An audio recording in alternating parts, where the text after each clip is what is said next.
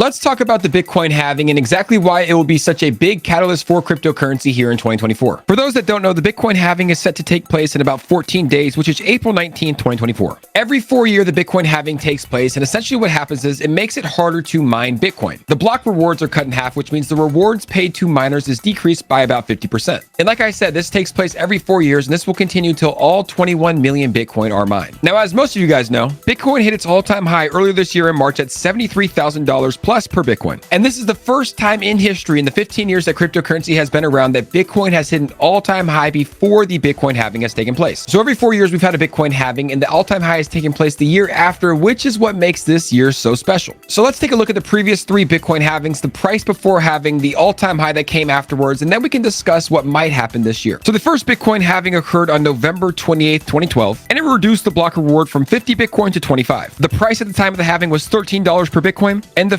following year's all-time high was $1,152. Halving number 2 took place on July 16th, 2016, and once again, the block rewards were cut in half, this time to 12.5 Bitcoin. The price at the time of halving was $664, and the following year's all-time high was over $17,750. And halving number 3 was the most recent halving that took place on May 11th, 2020, and you can see that the block rewards were cut to 6.25 Bitcoin. The price before the halving was $9,734, and then we hit an all-time high in 2021 of $67,549. Now, as I mentioned, this year's a little bit different because Bitcoin has already hit its all-time high ever before the Bitcoin halving takes place. Now, we don't know exactly where Bitcoin will be at the day of the halving, which is expected to be on April 19th. But as of today, Bitcoin's looking very strong, trading around $67,500 per token. And I believe that this year's halving is a little bit different because of the attention that's surrounding cryptocurrency. In 2012, not many people were familiar with Bitcoin. In 2016, it was still taboo. People heard about Bitcoin, but they thought it was a scam and they wanted to stay away. In 2020, we started to see a lot more people enter the cryptocurrency markets. And in 2024, it seems like everyone and their mom wants to buy cryptocurrency. We've really seen the rise of social media and how it relates to cryptocurrency. I mean, when I log on to X, all of my news feed is full of cryptocurrency news. We've seen the rise of messaging apps like Telegram and Discord, where communities can really come together to grow a strong community. And we've also seen regulation get passed, right? Back in January of 2024, we saw that a lot of Bitcoin spot ETFs were approved by the SEC.